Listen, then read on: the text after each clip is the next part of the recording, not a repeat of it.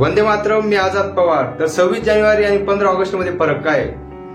आपण सर्व यांना सारखंच समजतो, कारण 26 जानेवारीला पण झेंडा फडकवतात आणि 15 ऑगस्टला पण 15 ऑगस्टला लाल किल्ल्यावर प्रधानमंत्रीच्या हाताने तिरंगा फडकवला जातो, तर 26 जानेवारीला राजपथच्या ठिकाणी राष्ट्रपतीद्वारे झेंडा फडकवला जातो. तर पहिला प्रजासत्ताक दिन कधी साजरा झाला हे सर्व जाणून घेणार आहोत आजच्या व्हिडिओमध्ये, तर बघत राहा. तर 26 नोव्हेंबर 1949 ला जर संविधान तयार झालं होतं, तर मग 26 जानेवारी 1950 ला लागू का झालं? एवढं 2 महिने उशीर का झाला? तर त्यामागची स्टोरी सुरू होती ती 1929 ला. तर 1929 मध्ये सुरू असतं ते लाहोर अधिवेशन. या लाहोर अधिवेशनचे अध्यक्ष असतात ते पंडित जवाहरलाल नेहरू. तुम्हाला माहिती आहे की काँग्रेसचं दरवर्षी अधिवेशन व्हायचं, म्हणजे वर्षाला एक मीटिंग असायची. ती वर्षाच्या शेवटच्या महिन्यात जी मीटिंग व्हायची त्यालाच अधिवेशन म्हणायची. यावेळेस पण 1929 ला डिसेंबर महिन्यात अधिवेशन चालू असतं. ते अधिवेशन असतं लाहोरमध्ये, त्यामुळे त्याला लाहोर अधिवेशन असं म्हणतात. तर या लाहोर अधिवेशन मध्ये पंडित जवाहरलालजी अध्यक्ष असता म्हणून त्यांनी घोषणा करतात की आता बस झालंय इंग्रजांचं, यांचं आपण खूप सहन केलं, यांच्याशी आपण आता 1 इंच बी जमिनीचा समझोता करणार नाही आणि प्रत्येक भारतीयाला जागरूक व्हावं लागेल, आता इंग्रजांशी लढावं लागेल अशी घोषणा करतात. तर याच डिसेंबर 1929 च्या लाहोर अधिवेशनामध्ये पंडित जवाहरलाल नेहरू घोषणा करतात की आम्ही पुढच्या महिन्याच्या शेवटच्या रविवारी तिरंगा झेंडा रावी नदीच्या किनारी फडकवू आणि स्वाधीनता दिवस तेव्हापासून साजरा करायला सुरुवात करू. आम्ही इंग्रजांच्या अधीन राहणार नाही, आम्ही स्वाधीन राहू तेव्हापासून, असं पंडित जवाहरलाल नेहरू घोषणा करतात. आणि तिरंगा मग ती तारीख येते ती बघा, मी 1930चा कॅलेंडर आणलेलं आहे, त्यामध्ये तुम्ही बघू शकतात की पुढचा जो शेवटचा संडे येतो पुढच्या महिन्याच्या, त्यात तिथे तारीख येते ती 26 जानेवारी येते, शेवटच्या रविवारी. म्हणून 26 जानेवारी आपण तेव्हापासून प्रजासत्ताक दिन म्हणून साजरा करायला सुरुवात केली. तर याच रविवारी 26 जानेवारी 1930 ला आपण पहिला स्वाधीनता दिवस साजरा केला आणि तसंच दरवर्षी आपण साजरा करायला सुरुवात केली. तसंच आपण 1931 ला पण केला, 1932 ला पण केला, 1947 ला पण केला, ज्या वेळेला आपल्याला स्वातंत्र्य मिळालं. 1948 ला पण आपण साजरा केला. 26 जानेवारी 1949 ला आपण स्वाधीनता दिवस साजरा केला. 26 नोव्हेंबर 1949 ला तयार होतं ते भारतीय संविधान आणि याच वर्षी पहिल्या महिन्यात जानेवारीला 26 जानेवारी 1949 ला आपण स्वाधीनता दिवस साजरा केला होता. मग पुढचा स्वाधीनता दिवस कधी येईल? 26 जानेवारी 1950 ला आणि 26 नोव्हेंबर 1949 ला संविधान तयार झालेलं होतं.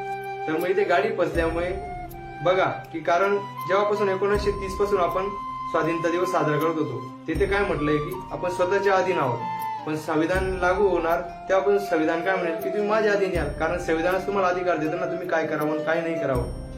तर अशा याच्यात संविधानकर्ते सुचवतात की मग तुम्ही काय करू शकतात, कारण ते 26 जानेवारीचा इतिहास पण 20 वर्षाचा इतिहास आहे, कारण त्याच्याशी स्वातंत्र्य सेनानी आपल्या क्रांतिकारीचा इतिहास जोडलेला आहे, प्रत्येक भारतीय त्याच्याशी जोडला गेलेला आहे.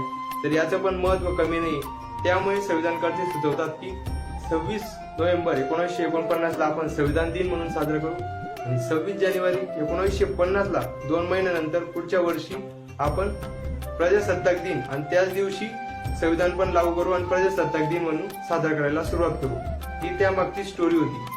तर अशा प्रत्येक 26 जानेवारीच्या प्रजासत्ताक दिनी आपण राज्यघटनेप्रती आदर व्यक्त करतो आणि राजपथावर परेड होतात, विविध राज्यांच्या झाकिया येतात, इंडिया गेटच्या इथे तिरंगा फडकवला जातो, इथे हत्यारांचे प्रदर्शन होते, मग मिसाईल, टँक, तोफा, नवीन जे आविष्कार केले तेच शो केले जातात. भारताकडे किती शक्ती आहे ती एक प्रकारे प्रदर्शित केली जाते आणि याला शक्ती प्रदर्शन म्हणतो आपण भारताचे. त्या प्रजासत्ताक दिनी आपण एक प्रमुख अतिथी बोलवतो. तर यावेळेचे प्रमुख अतिथी आहेत ते इंडोनेशियाचे राष्ट्रपती आहेत प्रबोवो सुबियांतो. हे त्यांना आपण बोलवलेलं आहे यावेळेस आणि ते आपल्याशी डील पण करणार आहेत, जी ब्रह्मोस मिसाईल आहे आपली ती घेणार आहेत. तर मग याच दिवशी राष्ट्रपतींच्या हस्ते खूप पुरस्कार पण दिले जातात, जसं ते पद्मविभूषण, पद्मभूषण तुम्ही ऐकलेलेच असाल. आणि तुम्ही प्रश्न विचाराल की 26 जानेवारीला राष्ट्रपती का बरं तिरंगा फडकवतात आणि 15 ऑगस्टला प्रधानमंत्री का? तर राष्ट्रपती हा एक संविधानिक प्रमुख असतो आणि प्रधानमंत्री हा राजनैतिक प्रमुख आहे. आणि याच्या मागचे अजून एक कारण आहे, कारण 26 जानेवारीला इंडिया गेटच्या राजपथवर जो तिरंगा फडकवला जातो तो राष्ट्रपतींच्या हस्ते असतो, कारण संविधानिक प्रमुख असल्यामुळे. आणि राष्ट्रपती हे भारताचे पहिले नागरिक पण आहेत. आणि जे 15 ऑगस्टला आपण तिरंगा फडकवतो तो कारण स्वातंत्र्य मिळालं होतं आपला 15 ऑगस्टला आणि लाल किल्ल्यावर आपण झेंडा फडकवला होता, त्यामुळे राजनैतिक प्रमुख पण असताना प्रधानमंत्री तिथे 15 ऑगस्टला तिरंगा फडकवतात. म्हणजे स्वातंत्र्य दिवस साजरा करतात 15 ऑगस्टला, आणि 26 जानेवारीला आपण प्रजासत्ताक दिन म्हणून साजरा करतो. असं आहे त्यामागची स्टोरी. तर अशाच इन्फॉर्मेटिव्ह व्हिडिओ बघण्यासाठी माझ्या चॅनलवर येत जा आणि लाईक, शेअर, सबस्क्राईब करत जा. जय हिंद, वंदे मातरम, सत्यमेव जयते, सत्यमेव जयते.